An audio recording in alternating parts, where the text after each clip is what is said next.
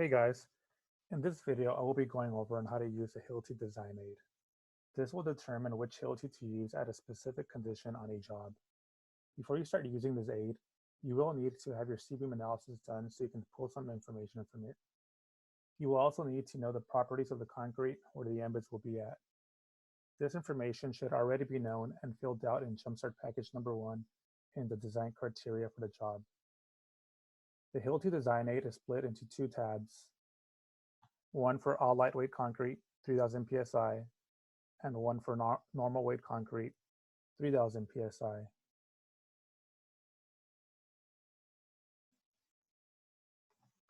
This chart on the right displays the capacities for both our standard Hiltys, along with the capacities of our 3/4 inch hook lugs and 1-inch hook lugs. Do notice that the capacities for each Hilty does vary slightly depending on the slab thickness. So these numbers over here represent the slab thickness. You just gotta double it. So this is 5-inch, this is 5.5, and this is 6-inch slab thickness. So let's take a look at the information that is required to fill out this sheet.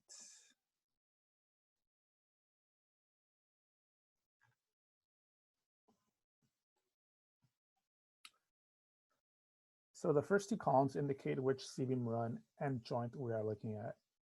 The joint number refers to the location of our anchors. On our unit size system, this can be the chicken head for the wind load support at a sill track, our mag clips at an edge of deck, wind load or dead load, and the mini mags for wind load supports. I'm covering the Hilty Design Aid, so we will only be looking at joints where a mag clip occurs that requires a channel embed. The third column asks for the wind load reaction at that joint. This value will come directly from the C-beam analysis. The last three columns ask for information to determine the dead load reaction at that joint. All this means is information required to determine the total weight of the unit or units being supported by that channel. I will go over two examples, one that has the weight of 1 unit and the other the weight of 2 units.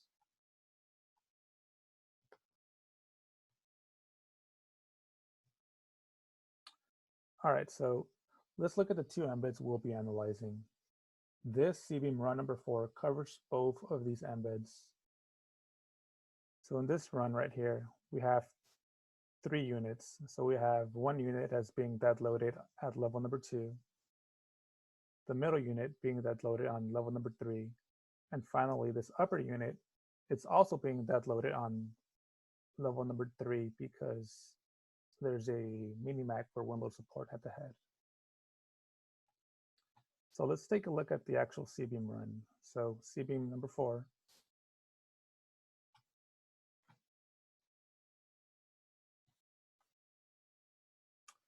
So here we can see that joint number 2 is a dead load support for the ground unit, and joint number 4 is a dead load support for the 2 upper units.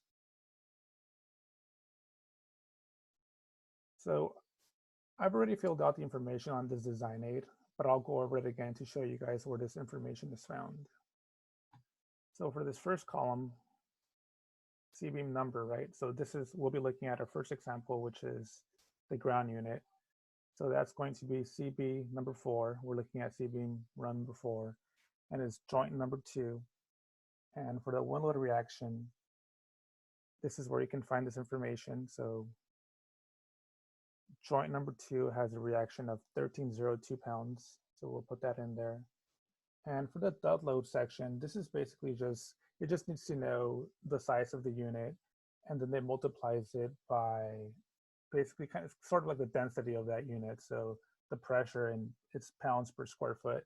So these two columns give you the square footage of the unit, and this information just multiplies it. It's kind of the weight of that unit. So as you can see, typically it's 10. That's how much our standard W75 system weighs with 1-inch glass.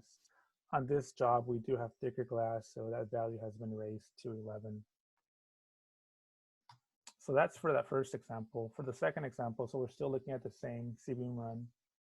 Number 4, we're now looking at joint number 4. It's 1151 pounds.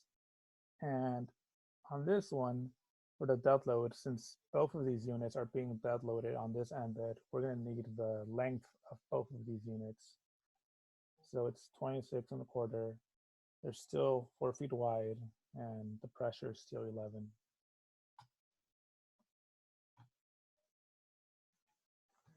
All right, so now that we filled out the information for both of those embeds, we can take a look at this graph over here, the chart, and we can see that both of these plotted points fall under the both Hilty Hack 70 and Hilty Hack 50. So either of these embeds would work for the job. Obviously, we would use the cheaper one, so it's a Hack 50.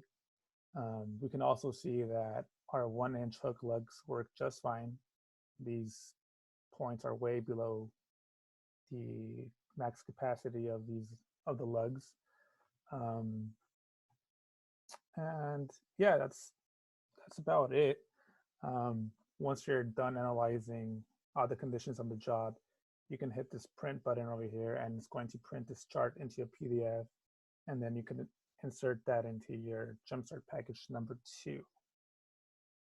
If there's any other questions, if anything wasn't too clear, you can just feel free to contact me, JSantiago, or any other Jumpstart member.